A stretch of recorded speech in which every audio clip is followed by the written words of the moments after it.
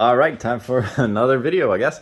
All right, guys, so we are back in the garage again, of course. Why wouldn't we be? So today, picked up some things to paint our valve cover. Obviously, initially, we just threw this in here to make sure everything was good and running, so I didn't want to bother with that right away. But now it's kind of bugging me. It's the only really ugly thing in the engine bay. So we picked up some high temperature wrinkle black paint.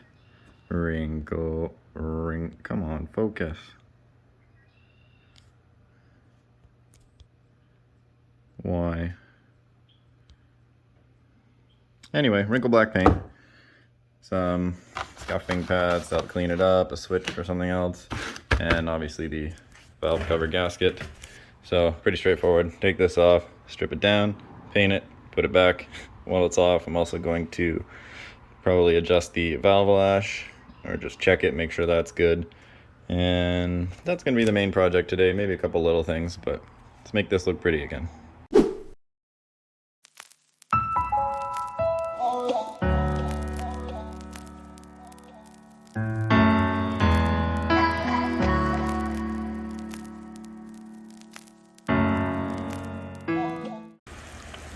Well, guys, here's the joys of working on cars in the summer, specifically Ottawa, where it's a fucking valley and it rains all the goddamn time. But we're inside now mostly. Got the valve cover here, stripped it down.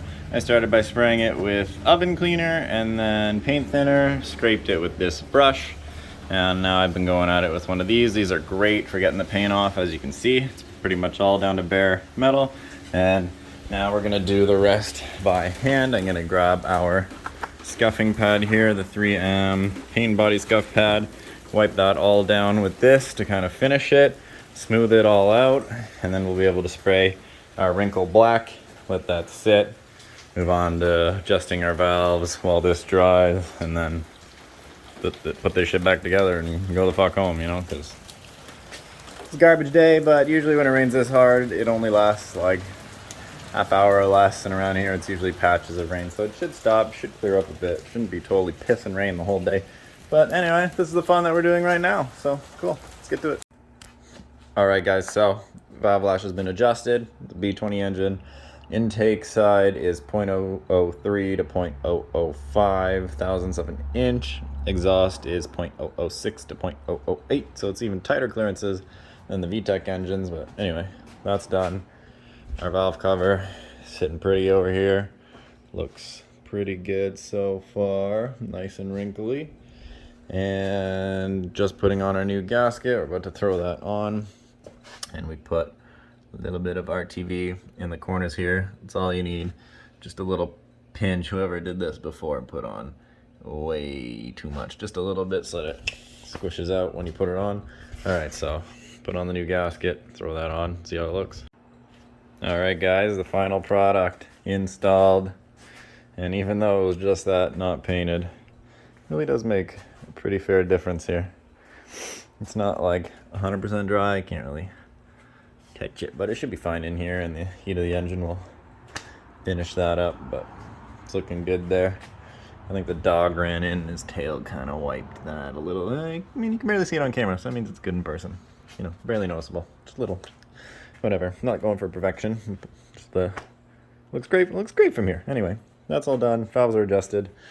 All right. So I'm not sure how much I'm going to put all into one video, but I know coming up, I need to replace my oil pan gasket. That's on the way. I'm going to replace the oil return hose with something better than what I have in there. Something that should just last longer. And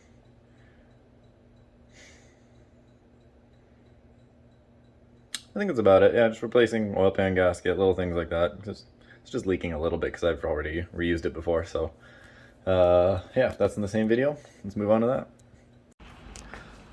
All right, so continuing to the next scene there, probably in the same video, I now have my oil pan gasket here. So, whew, thank you, Bonesy. Here we go. Gonna be replacing this today. Obviously got some oil for the oil change. Got our oil filter over here, ready to go. Boom. Fresh and ready. And yeah, I got, I guess I still have some Lucas oil left, but I also got another bottle of it as well. put that in with every oil change.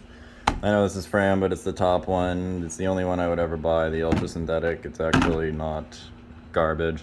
So got our good oil filter, oil pan gaskets being replaced, and on top of that I have a new line for our oil return that I'm gonna try and fit that on. It looks like it might be, I was trying to calculate AN sizes to hose sizes, and I guess I got it off by one, whatever. So might need to stretch it out a little bit to make it work, but that's the main thing we're doing here today, changing that gasket, because we've got just a little bit of oil coming out because I have reused it already now. It's like the second time. So anyway, we'll get on to doing that. Not too complicated. The most annoying part is having to drop the downpipe down a little bit, so we're gonna hang it by our hoist again, take out our bolts, lower it down just enough. We can slide our oil pan out, replace that stuff, good to go, and shouldn't take too long. I'm just gonna have to wait for this mother fricker to cool off a little bit and get started on it.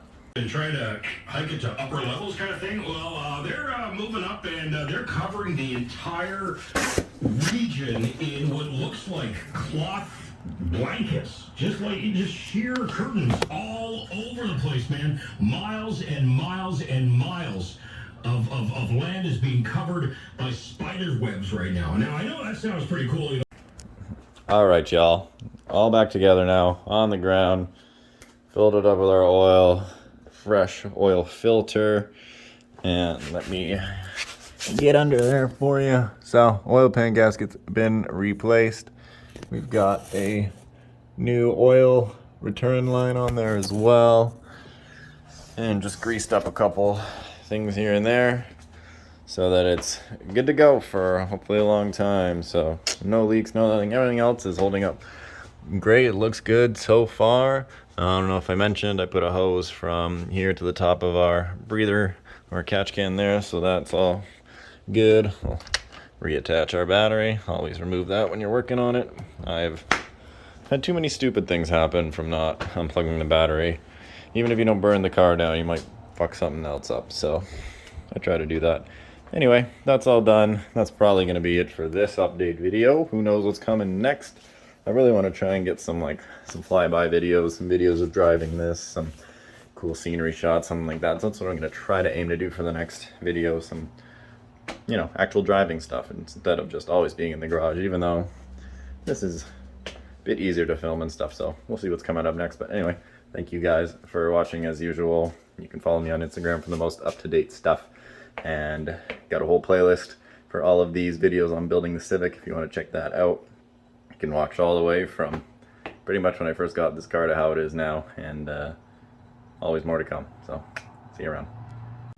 When you ask me to bring that guacamole to the party, I'll say no, no. If you ask me bring the guacamole to the party, I'll say no, no, no. That shit's too expensive.